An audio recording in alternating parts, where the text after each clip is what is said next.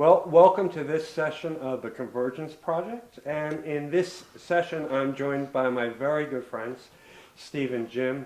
Guys, thank you so much for being a part of the Convergence Project. Absolutely. And today, we're going to be talking a little bit about how those of us who come from marginalized communities can be empowered to discover ourselves and our families in Scripture and in the Christian tradition. Okay. So if you guys would you share just a little bit about your religious backgrounds? Why don't we start with Steve? Okay.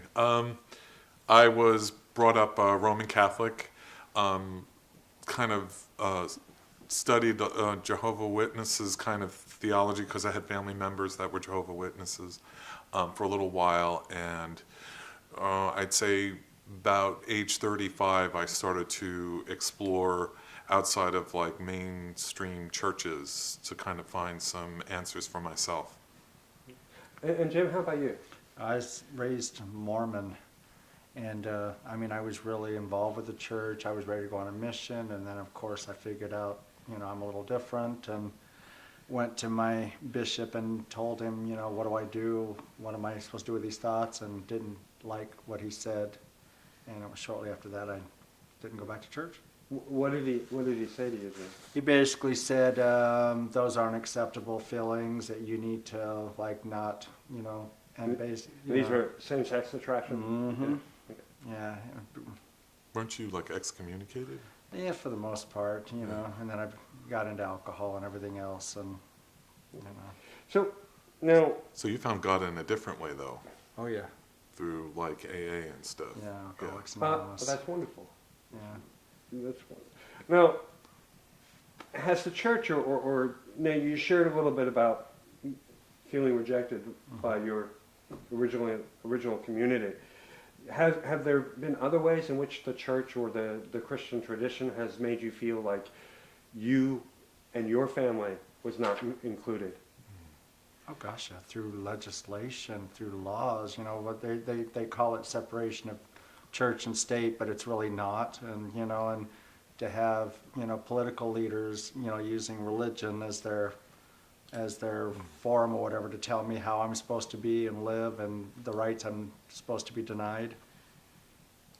That's Well, and it's kind of well known within Catholicism that being gay is not an acceptable lifestyle, and kind of like Jim's experience where I never came out and actually expressed my sexual kind of orientation to anybody within the church. It was kind of known that was unacceptable. So I never felt like I was part of the church community because you were already identified as being an outsider because of something I felt like I had no control over, and really felt abandoned because there wasn't something to kind of guide my faith because they were defining me just in terms of my sexuality.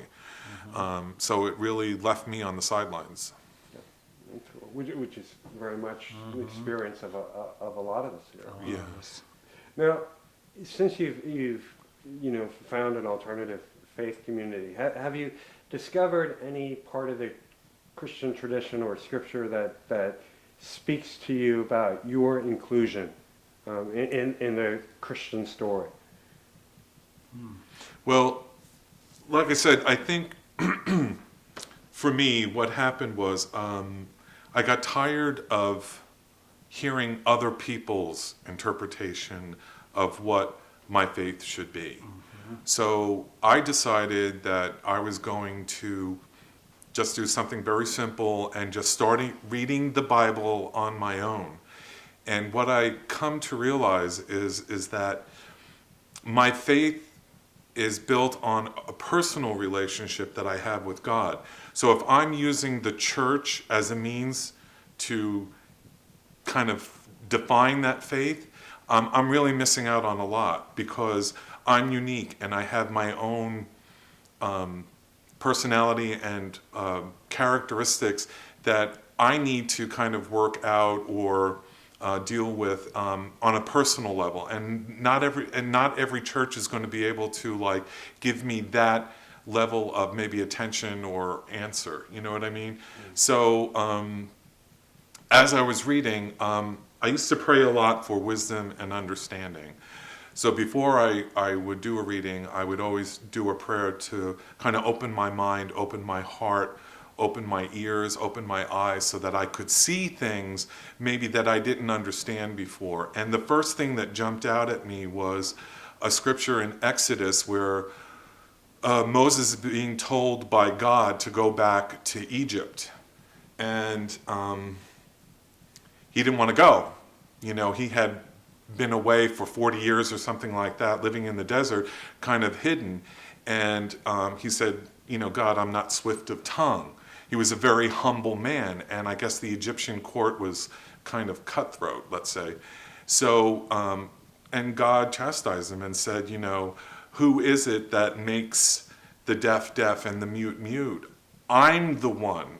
And it kind of opened my eyes that God made me this way, so that people don't have a right to criticize me for my orientation, because that was something that God created in me. It's the, I mean, you don't have these feelings from a very early age, and kind of like people say, like, you choose it. You don't. It's ingrained in you, you know. So that was the first thing, and then there's lots of scriptures that you can go through and when you start to study, but the one that really stood out to me also was the eunuch that was visiting the temple in Jerusalem, and the miracle that where Philip baptized him. And when you go back and if you do research on eunuchs, you know, our interpretation of eunuchs isn't necessarily the most accurate historically, that there's a different understanding of ancient times and what a eunuch was. And it says that this eunuch worshipped in the temple. And at that time, if you were a castrated male, you weren't allowed to step, you know, your foot on holy ground. So he couldn't have been a castrated man. That meant that he had to be intact, which meant that he was gay. And that was not unusual in ancient courts for gay men to serve as the head of harem. So if he was baptized and if he was blessed by Philip as a gay man, there's a lesson there for all of us, that there's a place for us in the church.